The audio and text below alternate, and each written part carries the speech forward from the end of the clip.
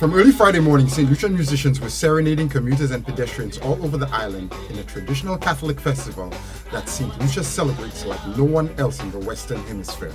But by next week, musicians will go back to their normal lives, splintering into groups and cliques that have no hope of making the kind of collective progress the island needs to make a global brand out of the island's music.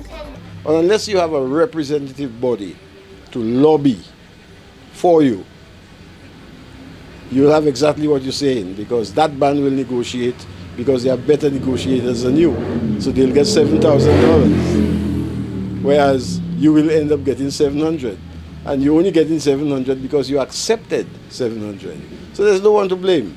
We need, as musicians, to get our heads together, to form a representative body where we have people who can lobby on our behalf, so that we can discuss minimum wage, because we can discuss minimum wage and all these things as individuals. Music used to be a collective endeavor, but the advent of digital technology has opened the door for it to become more individualistic, decreasing the need for musicians to band together to create and produce, far less to learn the business. One of the problems with music and musicians in St. Lucia is that they never took the business of music seriously. They never got to understand what music is all about, what copyright is all about, and we were just doing music as a hobby. We were just fascinated with the Calypso stage during Carnival and the attention we got for the 7 weeks or so, and that was it. Papa Vader put no water in his mouth to point to those in St. Lucia who have neglected to do what is obviously needed to make the artistic sector prosperous. The business sector in St. Lucia, and the key word is business. The business sector in St. Lucia will capitalize on local artists up to the level at which the local artists themselves allow themselves to be capitalized on. You understand? So if for example, I don't want to call no names, but let's say one of the supermarket chains decide, okay, I'm going to use Invader for my Christmas promotion.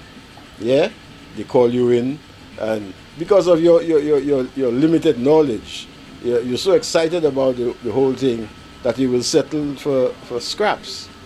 But while he pointed the finger at the private sector that even Sir Arthur Lewis criticized for their failure to be innovative and creative in exploiting the region's human excellence and natural resources, he pointed more fingers back at artists for cultivating ignorance instead of intelligence in the face of adversity. And the problem is education. We need to educate our musicians in the way that they should go to the business of the vibe. The business of music, which is something that's missing in St. Lucia. Education. Getting the musicians to understand the market, the marketing of their music, the copyright, which is basically a thing that's really lacking in St. Lucia. Our music is taken very lightly. Anybody can just captivate our beats, can copy our style, and nothing is being done for that. We need to understand what copyright is all about. Yeah? Production-wise, I think we're doing a fantastic job.